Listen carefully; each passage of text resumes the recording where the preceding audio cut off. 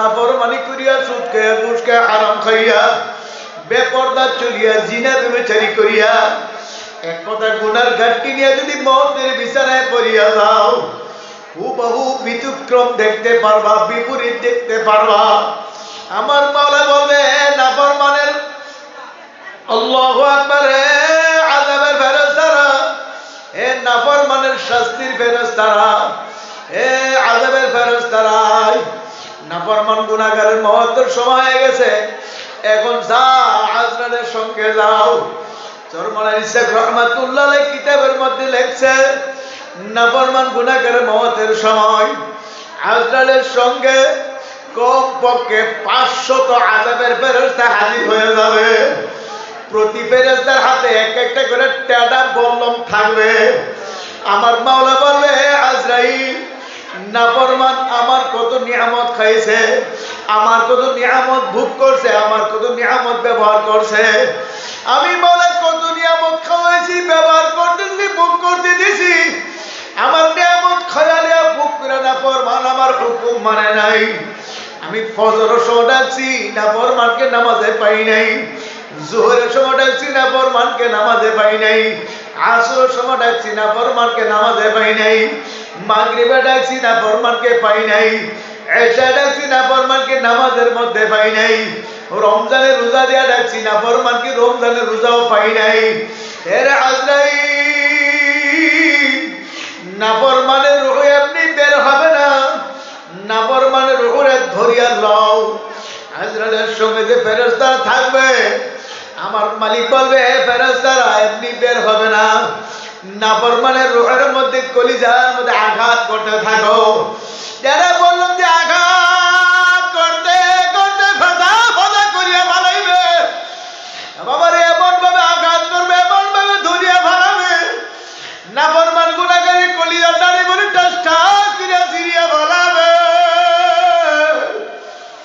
সহ্য করার ক্ষমতা কোনো মানুষের নাই।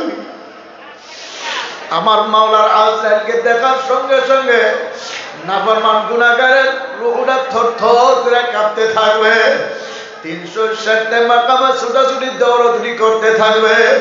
কোথাও গিয়ে পালাবার জায়গা পাইবে না, ভাগনের জায়গা পাইবে না। কলিজার কিনারে ছোট্ট ছিদ্র, এর ভিতরে পালাবার চেষ্টা করবে। আমার মাওলা বলবে আজরাইল, নাফরমানের রূহ এমনি বের হবে না, দড়িয়ে লও। বাবা গেছিলাম রূপগঞ্জ, আমার পাশে এক ব্যক্তি বসে বলে হুজুর জীবনে কত লাখ গোসল করাইছি, হিসাব করতে পারি নাই। হুজুর একটা লাখ গোসল করে এমন ভয় পাইছি, এখনো মনে হলে কলিজা থর থর ঘুরিয়ে যাবে। আমি বললাম ভাইজান কি বাবার কি হয়েছে? হুজুর গোসল করে দিতে তার পেটে হালকা চাপ দিছি, চাপ দেওয়ার পরে দেখি তার পায়খানা রাস্তা দিয়ে কলিজার সিরা টুকরা ঝুপ ঝুপ করে বের হয়ে গেছে। আল্লাহ, এতগুলা কলিজার টুকরা বাহির হয়েছে যেন সমস্তটা কলিজা বাহির হয়ে গেছে। আল্লাহ, এ বাবারা, নাফরমান গুনাহগারের মওত তো কষ্ট হইবে। হযরত আলী রাদিয়াল্লাহু আনহু বলছেন, এক একটা নাফরমান গুনাহগারের মওত তো কষ্ট হয়। একটা জীবিত বকরির চামড়া উল্টা ছিলে ফেলাইলে ওই জীবিত বকরির যত কষ্ট হবে তার চেয়ে বেশি কষ্ট একটা নাফরমানের মওতের সময়। জোরে করুন নাউযুবিল্লাহ। হে বাবারা, এখনো সমাজে ফেরেন, আমার মাওলার দরবারে ফেরেন, গুনাহ কাজ ছাড়েন, নাফরমানি ছাড়িয়া দেন, গুনার কাজ ছাড়িয়া মাওলার দরবারে তওবা করিয়া খাসভাবে তওবা করে চোখের পানি নিয়ে আমার মাওলার কবরে যায়। আমার মাওলার কালাম সত্য, যালিকাল কিতাবু লা রাইবা ফি। যারা আমার মাওলার কালাম আল্লাহু আকবার বিশ্বাস করিয়া আমার মাওলার নির্দেশিত পথে চলিয়া আল্লাহর হাবিবের তরিকার উপরে চলিয়া বাবা ঈমান আমল ঠিক করিয়া কবরে যেতে পারবে, আমার মাওলা তার কবরকে জান্নাতের বাগিচা বানায় দিবে। সুবহানাল্লাহ। হে বাবারা, কত কবরে জান্নাতের বাগান দেখা যায়, আবার কত কবরে সাপ বিচ্ছু আযাব দেখা যায়। আমি গেছিলাম কিশোরগঞ্জ, করিমগঞ্জ থানা, বয়ান করে স্টেজ থেকে নামিয়ে গাড়ি যাইতে আছি। আমার আরেকটা প্রোগ্রাম ছিল, পিছন দিক দিয়ে এক দারোগা সাহেব আমার জামার মধ্যে ধরলো, হুজুর দাঁড়ান, আপনার সঙ্গে কথা আছে। আমি দাঁড়া তিনের দিকে ফিরে তাকাইছি, দারোগা সাহেব আমার গলার মধ্যে ধরে হাও মাও করে কান্না শুরু করিয়া দিল। আমি বললাম, ভাইজান ব্যাপার কি, এমন করে কান্দেন কেন? হুজুর আপনি কবর আযাবের বয়ান শুনাইছেন, জাহান্নামের বয়ান শুনাইছেন, হুজুর সত্য কোন সন্দেহ নাই। আমি বললাম, মাওলার কালাম থেকে শুনাইছি, আল্লাহর হাবিবের হাদিস থেকে শুনাইছি, সত্য তো হবে, কোন সন্দেহ তো নাই। তবে আপনি কিভাবে বুঝলেন? হুজুর আমি বুঝছি, একটা লাশ কবর থেকে তুললা ময়না তদন্ত করার দায়িত্ব পড়লো, কয়েকজন সিপাহী পুলিশ নিয়ে কবরে যাইয়া, এলাকার কিছু গণ্যমান্য ব্যক্তিদেরকে নিয়ে কবরে যাইয়া, কবরের মাটিটা সরাইয়া যখন কবরটা একটু ফাঁকা হয়েছে, হুজুর আমি নিজে কবরের ভিতরে তাকায়া দেখি ওই কবরের লাশের জিব্বাটা টানা নাভি পর্যন্ত ঝুলে আছে। এই অবস্থা দেখে সহ্য করতে পারি না।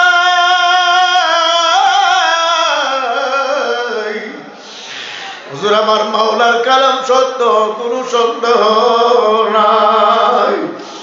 এ আমার মুরব্বী বাবারা, যুবক বাবারা, পর্দার আড়ালের মা বোনেরা, চরমনার মরহুম সৈয়দ ফজলুল করিম রাহমাতুল্লাহি আলাইহি চরমনার কুতুবখানার সামনে একটা আম গাছ ছিল।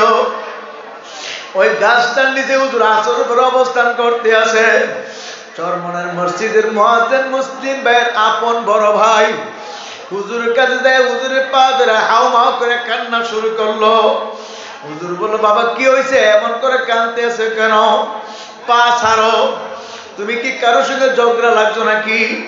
বলে, হুজুর ঝগড়া লাগি নাই, আমি কান্দি আমার মাওলা যে আগুন আমারে দেখাইছে, এই আগুন সহ্য করার ক্ষমতা কোনো মানুষের নাই।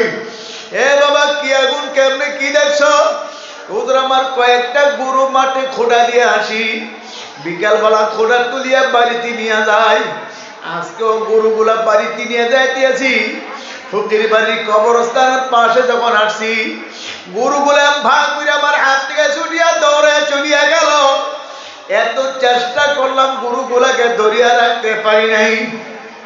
হুজুর এমন তো কোনোদিন করে না, আজকে এমন করে করলো আমি বুঝতেও পারি নাই।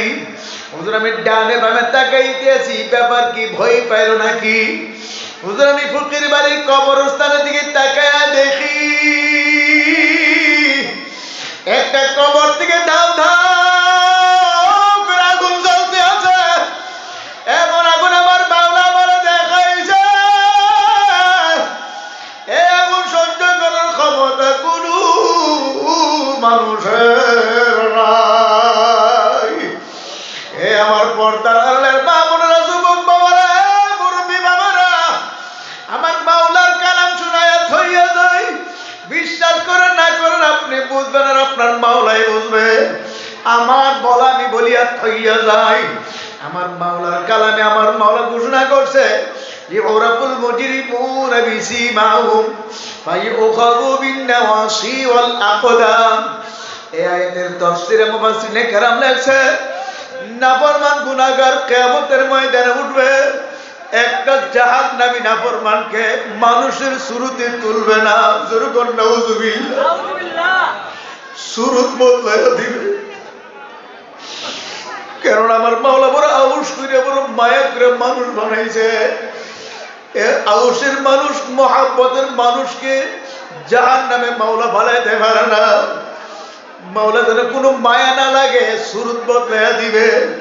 এই আয়াতের তাফসীরে লেখছে, তারা হারাম খাবে, সুদ খাবে, ঘুষ খাবে, হারাম খাবে, হারাম খায় রক্ত গোশত তৈরি করিয়া বিনা তওবায় কবরে যাবে। এদের চেহারা কিয়ামতের ময়দানে শুয়োরের চেহারা হয়ে যাবে। জোরে কোন নাউযুবিল্লাহ। যারা মানুষকে ঠগাবে, নিজে জিতবে, কিয়ামতের ময়দানে বানরের শুরুতে উঠবে। বাবা যারা মানুষকে হিংসা করবে, হাসাদ করবে, কিয়ামতের ময়দানে কুকুরের সুরত নিয়ে উঠবে। জোরে কোন নাউযুবিল্লাহ।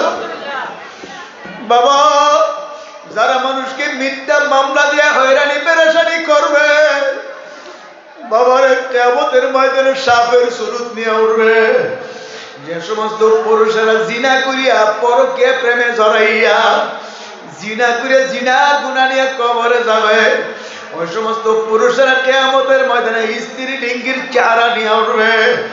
যে সমস্ত মেয়ে লোকেরা বেপরদা চলিয়া নিজের সৌন্দর্য ভিন্ন পুরুষকে দেখে আকর্ষণ করিয়া পরকীয়া প্রেমে জড়াইয়া, বাবা এ মা বোনেরা যদি জিনা করে জিনা গুনাহ নিয়ে কবরে যাও, আমার মাওলার কালামের ঘোষণা, আমার প্রতি রাগ করিও না গো মা, তোমাদের সঙ্গে আমার কোনো ঝগড়া নাই, কোনো ফাসাদ নাই, আমি আমার মাওলার কালাম শোনায় থইয়া যায়। আল্লাহ জিনাকার মেয়ে লোকে কিয়ামতের ময়দানে পুরুষ লিঙ্গের চেহারা নিয়ে উঠবে। কিয়ামতের ময়দানে মানুষ দেখলেই বুঝতে পারবে নাফরমান খবিজ গুলো জিনা করিয়া আছে। জিনাকার মেয়ে লোকের পেটের ভিতরে জাহান্নামের আগুনের বাচ্চা হইবে, বাচ্চা বড় হইতে থাকবে, বড় হইতে থাকবে, বড় হইতে থাকবে। এ মা বোনেরা, আমার মাওলার কালাম সত্য, যালিকাল কিতাবু লা রাইবা ফীহি। আল্লাহ বাচ্চা বড় হইতে থাকবে, প্রসব বেদনা বাড়তি থাকবে, এত কঠিন ব্যথা হবে, এত বাড়া বাড়বে, লা ইয়ামুতু ফিহা ওয়ালা ইয়াহইয়া, আর মরণ হবে না, বাঁচতে পারবে না, ব্যথা সহ্য করতে পারবে না, বাচ্চাও খালাস হইবে না। দুনিয়ার মধ্যে কোনো মা কোনো বোনের যদি বাচ্চা বাবারে নরমালে খালাস না হয়, সিজাদুরা বাচ্চা খালাসের ব্যবস্থা আছে।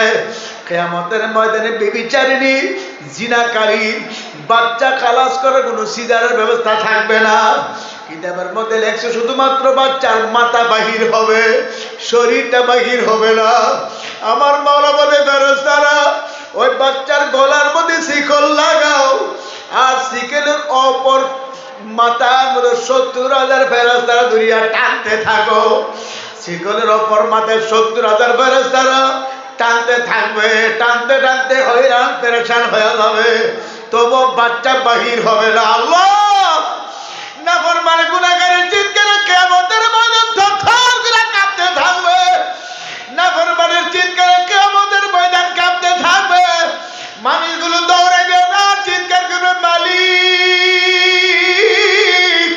সহ্য করতে পারি না রে মাওলা, জাহান্নামে ফেললে জাহান্নামে ফেলে দাও, অথবা সবর করিয়া ফেলো, সহ্য করতে পারি না। আমার মাওলা বলবে লা ইয়ামুতু ফিহা ওয়ালা ইয়াহইয়া, আর মরণ হবে না, বাঁচতেও পারবে না। কি যে কষ্ট হইবে, কি যে চিৎকার করতে থাকবে। এই কিয়ামতের ময়দানে নাফরমানদের চিৎকারে এমন অবস্থা হইবে, বাবা আদম আলাইহিস সালাম থেকে ঈসা আলাইহিস সালাম পর্যন্ত সমস্ত নবী রাসূল এই বিভীষিকাময় জাহান্নামের অবস্থা, জাহান্নামের গরিব গরিব আওয়াজ আর লাফে আর নাফরমানদের চিৎকারে। আরে সমস্ত নবী রাসূল নিজের জন্য ভয়েতে মাওলার সেজদা করিয়া কাঁদবে। আল্লাহ আমার মাওলার কুদরতি পায়ে সেজদা করিয়া কাঁদবে, ইয়া রব্বি নাফসি, হে মাওলা আমার উপায় কি, আমার উপায় কি? তোমার জাহান্নামকে ফিরাও, তোমার সূর্যরে থামাও। তোমার নাফরমানরা যেভাবে চিৎকার করতে আছে, ভয় লাগতে আছে, আমার উপায় কি? কোন নবীর স্ত্রীর খবর থাকবে না, ছেলে মেয়ের খবর থাকবে না, উম্মতের খবর থাকবে না, একমাত্র আমার আপনার নবী উম্মতের কান্ডারি রাহমাতুল লিল আলামিন নবী মুহাম্মদুর রাসূলুল্লাহ সাল্লাল্লাহু আলাইহি ওয়াসাল্লাম দুনিয়াতে কাঁদছে, এখনো কাঁদতে আছে। কিয়ামতের ময়দানে উঠতেই আল্লাহর হাবিব বলবে, আইনা উম্মত, আমার উম্মত গুলা কয়, আমার উম্মত গুলা কয়, আমার উম্মত গুলা কয়। পেরেশান হয়ে বলবে, আমার উম্মত গুলা কয়। আমার মাওলা বলবে, বন্ধু পেরেশান হয়েন না, আপনার উম্মত আপনার কাছে পেশ করা হবে, হাজির করা হবে। আল্লাহর হাবিব সেজদা করে কাঁদবে, ইয়া রব্বি হাওলি উম্মতি। আল্লাহ মাওলা আমার এতিম উম্মতের উপায় কি? তোমার জাহান্নাম যেভাবে আসতে আছে, তোমার সূর্য যেভাবে তাপ মারতে আছে, সূর্যের তাপে জমিনটা পড়তে পড়তে তামা হয়ে গেছে, আমার উম্মত সহ্য করতে পারবে না। আল্লাহ, তোমার জাহান্নাম যেভাবে আসতে আছে আমার ভয় লাগতে আছে। তোমার জাহান্নাম যদি আমার একটা এতিম উম্মতকে ধরিয়া ফেলায়, আমি তোমার জাত ইজ্জতের কসম খায় বলতে আছি, আমি তোমার হাবিব তোমার জান্নাতে যাব না। আল্লাহ, আমার মাওলা বলবে, বন্ধু কাঁদেন না, তায়েফের ময়দানে কাঁদছেন, উহুদের ময়দানে কাঁদছেন, এখন আমার দরবারে কাঁদবেন, আমি দেখবো হইতেই পারে না। হে জিবরাইল, যাও আমার বন্ধুর কাছে যাও, আমার বন্ধুর কাছে যায় বলো, আমার বন্ধু জনাবার গুটে বন্ধুর হাতে পানি দিয়া বলো, এ পানি যেন বন্ধু জাহান্নামের গায়ে ছিড়াইয়া দেয়, কিয়ামতের ময়দানে ছিড়াইয়া দেয়। আল্লাহর হাবিবের দরবার আসে বলবে, ইয়া রাসূলুল্লাহ, আর কায়দেন না, আপনার উম্মতের জন্য মাওলা হাদিয়া বানাইয়া দিছে। আল্লাহর হাবিব বলবে, জিবরাইল কি হাদিয়া আনছো? হুজুর মাথা মুবারক উঠান। আল্লাহর হাবিব মাথা মুবারক উঠে বলবে, কি হাদিয়া? বলে, ধরেন পানি জাহান্নামের গায়ে ছিড়াইয়া দেন। আল্লাহর হাবিব হাতে পানি নিয়ে জাহান্নামের গায়ে ছিড়াইয়া দিবে, জাহান্নাম কেট কেট করে পিছিয়ে যাবে। আল্লাহর হাবিব বলবে, মাবুদ গো, এ পানি কোন রহমতি বরকতি পানি, যে পানি দিয়ে চিরা দেওয়ার পরে জাহান্নাম পিছিয়ে গেল, অথচ জাহান্নামের গায়ে 70,000 শিকল লাগাইয়া এক এক সেকেন্ডে 70,000 ফেরেশতারা দড়িও রাখতে পারে না। এ পানি কোন রহমতি বরকতি পানি? আমার মাওলা বলবে, বন্ধু, কোন রহমতি বরকতি পানি না, এ পানি তোমার গুনাহগার এতিম উম্মতের চোখের পানি। তোমার উম্মতের আমার ভয়ে, আমার জাহান্নামের ভয়ে, আমার আযাবের গজবের ভয়ে চোখের পানি বালে কানছে। আমার কান্দুনা বন্দা বান্দির চোখের পানি আমার কুদরতি হাত দিয়ে মুছিয়া মুছিয়া জমা করে রাখছি। দুনিয়ার বাড়ি করে আগুন লাগলে যেমন পানি ছাড়া নিবানো যায় না, আমার আপনার গুনার কারণে যে জাহান্নামের আগুন জ্বলতে আছে, জাহান্নামের আগুন চোখের পানি ছাড়া ঠান্ডা হবে না। বলতে পারেন, হুজুর, আমার তো চোখের পানি আসতে চাই না, আমার দিলটা পাথরের চেয়ে বড় শক্ত হয়ে গেছে। এই শক্ত পাথুরিয়া দিল নরম করার জন্য আমার মাওলা 1400 বছর আগে আমার মাওলা পরামর্শ দিয়েছে, ওয়াকুনু মা'আস সাদিকিন, তোমরা আমার নেককার সাদিকিন বান্দাদের সঙ্গী হয়ে যাও। সাদিকিন বান্দাদের সঙ্গী হয়ে তাদের পরামর্শ নিয়ে আমল করতে থাকো, তাহলে তোমার পাথুরিয়া দিল নরম হয়ে যাবে। চরমনার আল্লাহর কুতুবগণ বলতেন, সকালে কিছু সময়, বিকালে কিছু সময় যদি যার যার সবক মাওলার জিকির করতে পারেন, হর হালেতে আমার মাওলাকে ডাকতে পারেন, দেখবেন পাথুরিয়া দিল মোমের মতো নরম হইয়া চোখ দিয়ে ঝরঝর করে পানি আসতে থাকবে। যখন চোখে পানি আসবে মনে করবেন আমার মাওলা নিয়ামত দান করছে, কেননা চোখের পানি ছাড়া জাহান্নামের আগুন ঠান্ডা করা সম্ভব হবে না। আল্লাহ, বাজান আমার জন্য দোয়া চাই, আমিও দোয়া করি, সবাই সবার জন্য দোয়া করেন। মাওলা যেন আমাদেরকে গুনাহ ছাড়িয়ে নেকের আমল করিয়া চোখের পানি নিয়ে কবর দেওয়ার তৌফিক দিয়া দেন। সবাই বলেন আমিন। লা ইলাহা ইল্লাল্লাহ, লা ইলাহা ইল্লাল্লাহ, লা ইলাহা ইল্লাল্লাহ, লা ইলাহা ইল্লাল্লাহ, লা ইলাহা ইল্লাল্লাহ, লা ইলাহা ইল্লাল্লাহ, লা ইলাহা ইল্লাল্লাহ, লা ইলাহা ইল্লাল্লাহ, লা ইলাহা ইল্লাল্লাহ, ইল্লাল্লাহ, লা ইলাহা ইল্লাল্লাহ, লা ইলাহা ইল্লাল্লাহ, লা ইলাহা ইল্লাল্লাহ, লা ইলাহা ইল্লাল্লাহ, লা ইলাহা ইল্লাল্লাহ, লা ইলাহা ইল্লাল্লাহ, লা ইলাহা ইল্লাল্লাহ, লা ইলাহা ইল্লাল্লাহ, মুহাম্মাদুর রাসূলুল্লাহ সাল্লাল্লাহু আলাইহি ওয়াসাল্লাম। সম্মানিত হাজিরিন, যখন শেষ রাতে তাহাজ্জুদের সময় উঠবেন, তখন তাহাজ্জুদ করে কিছু সময় মাওলার জিকির করবেন। তাহাজ্জুদের সময় আমরা অভ্যাস করার চেষ্টা করব, তখন জিকির করবেন টানা জিকির, লা ইলাহা ইল্লাল্লাহ লা ইলাহা ইল্লাল্লাহ লা ইলাহা ইল্লাল্লাহ মুহাম্মাদুর রাসূলুল্লাহ